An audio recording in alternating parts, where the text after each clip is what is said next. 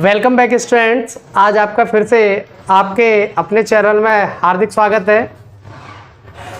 आज मैं आपके सामने फिर से एक नया टॉपिक लेकर के आया हूँ जिसका नाम है ह्यूमन रेस्पिरेटरी सिस्टम, यानी कि मनुष्य के श्वसन तंत्र की संरचना, या फिर इसको हम ह्यूमन लंग्स के नाम से भी जानते हैं, अर्थात फेफड़ों के बारे में भी हम इसके बारे में इसके अंतर्गत सीखेंगे कि मनुष्य के जो फेफड़े यानी कि ह्यूमन का जो रेस्पिरेटरी ऑर्गन है, मेन रेस्पिरेटरी ऑर्गन है, वो क्या है? Human lungs.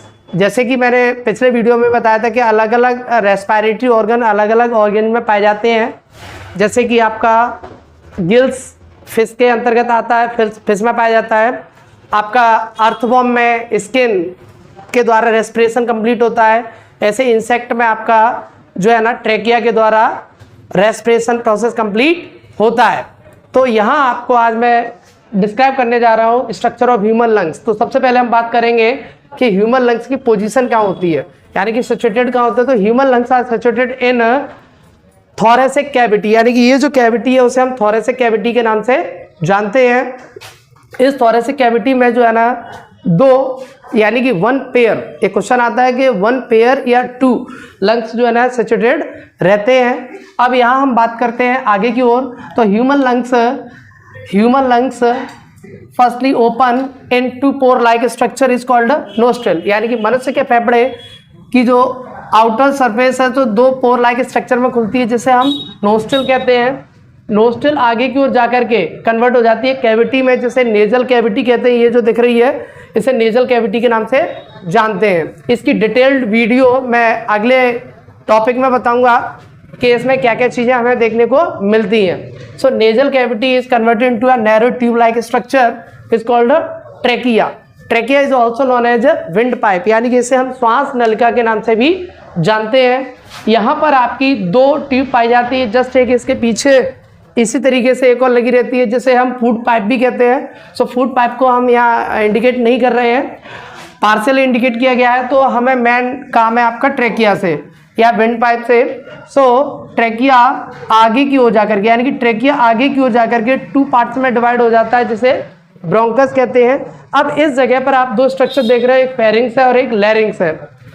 लैरिंग्स is also known as sound box या एडम्स एप्पल, यानी कि लैरिंग्स को हम जो है ना साउंड बॉक्स यानी कि ध्वनि यंत्र भी कहते हैं। इसका भी मैं डिटेल्ड वीडियो आपको अगले राउंड में जो है ना कवर कराऊंगा। जैसे कि साउंड बॉक्स आपका इस जगह पर फिट रहता है।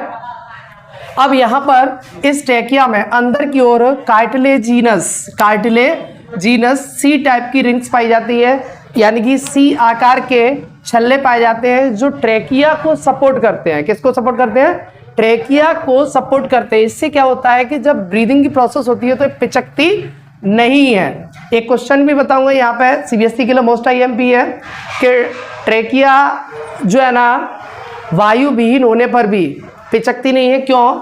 यानी कि trachea does not syringed without air. So इसका एक ही कारण है, inside trachea situated cartilaginous C types ring, यानी कि ये इसको सपोर्ट प्रोवाइड करती है।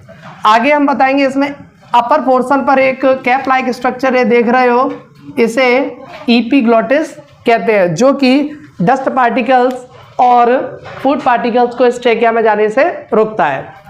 Next, trachea is converted into two pore like structure या two parts is called bronchus.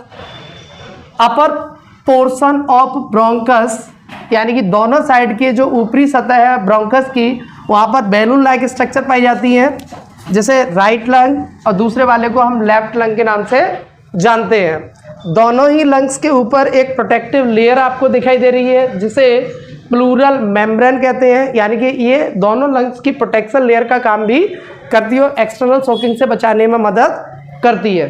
Pleural membrane, इसके अंदर एक कैविटी पाई जाती है, इस कैविटी को हम प्लूरल कैविटी कहते हैं, और यहाँ पर इसके अंदर एक लिक्विड भरा रहता है जिसे प्लूरल फ्लूइड के नाम से जाना जाता है।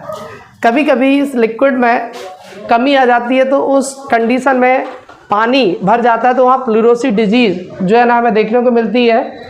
आगे बात करें तो internal structure of lungs situated here, bronchus is divided into many small branches structure is called bronchioles, यानी कि जो ब्रोंकस है लंग्स में अंदर जाकर के कई छोटी छोटी शाखाओं में डिवाइड हो जाता है, इसे हम ब्रोंक्यूल्स कहते हैं। अब इन ब्रोंक्यूल्स के ऊपर आप ब्लू कलर से देख रहे हो कि करोड़ों की संख्या में छोटी छोटी ग्रेप्स लाइक स्ट्रक्चर पाई जाती है, अंगूर के गुच्छे की नुमा संरचनाएं पाई जाती हैं। इन्हें हम जो है एल्वियोलाई कहते हैं। ये आपका मेन पोर्शन होता है कि जो आपने सांस ली है, यानी कि जो ऑक्सीजन इंटेक किया हुआ है, जो एयर इंटेक की है, वो फाइनली आपकी एल्वियोलाई में पहुंचती है और एल्वियोलाई से अटैच रहती हैं आपकी ब्लड वेसल्स। ये ब्लड वेसल्स ब्लड के माध्यम से पूरी बॉडी में इस एयर को सप्लाई करने का कार्य करती है, यानी कि आपकी जो फाइनली जो एयर है वो कहाँ जाती है, एल्वियोलाई के पास जाती है और वहाँ से पूरी बॉडी में ब्लड के माध्यम से सर्कुलेट कर दी जाती है। अब दोनों लंग्स के बीच आप एक स्ट्रक्चर देख रहे हैं जिसे हम डायफ्राम कहते हैं। जैसे कि आपको मैंने पिछले वीडियो में भी बताया था ब्रीदिंग में कि डायफ्राम जो है ना ये लंग्स के निचले वाले पोर्शन में पाया जाता है, जो कि इसको एक प्रकार से मैकेनिकल सपोर्ट प्रोवाइड करता है। तो आपने जैसा कि आज का जो मेन टॉपिक देखा ह्यूमन रेस्पिरेटरी ऑर्गन, यानी कि ठीक इसी प्रकार से अलग अलग ऑर्गेनिज्म में अलग अलग प्रकार के रेस्पिरेटरी ऑर्गन पाए जाते हैं। तो आज हम यहाँ पर पढ़े ह्यूमन लंग्स, यानी कि structure of human lungs. Human lungs कहाँ पाए जाते हैं, एक तो ये बोर्ड एग्जाम में इसका डायग्राम ड्रॉ करने के लिए आता है और इसके अलावा एक आध दो पॉइंट और पूछ लिए जाते हैं। जैसे कि आप एक क्वेश्चन यहाँ से आ सकता है कि लैरिंग्स जो है ना सीरीज नहीं होती, यानी कि पिचकती नहीं है, क्यों? एक क्वेश्चन है आपका यहाँ से। दोनों लंग्स, एक और चीज़ बता दूं कि दोनों लंग्स जो है ना 5 लोब्स के बने होते हैं। राइट 3 है और लेफ्ट 2 है। राइट 3 1 2 3 एंड 4 एंड 5, यानी टोटल दोनों जो लंग्स हैं वो 2 अलग अलग हिस्सों में डिवाइड है, लेकिन राइट साइड का 3 पार्ट्स में डिवाइड होता है और लेफ्ट साइड का 2 पार्ट्स में डिवाइड होता है। तो आशा करते हैं बेटा ये वीडियो आपको बहुत अच्छे से लंग्स के बारे में बताएगा। तो यहाँ आपको लंग्स के बारे में मैंने डिटेल्ड स्टडी की, अगर कोई डाउट है तो आप ज़रूर पूछ सकते हो। Thank you.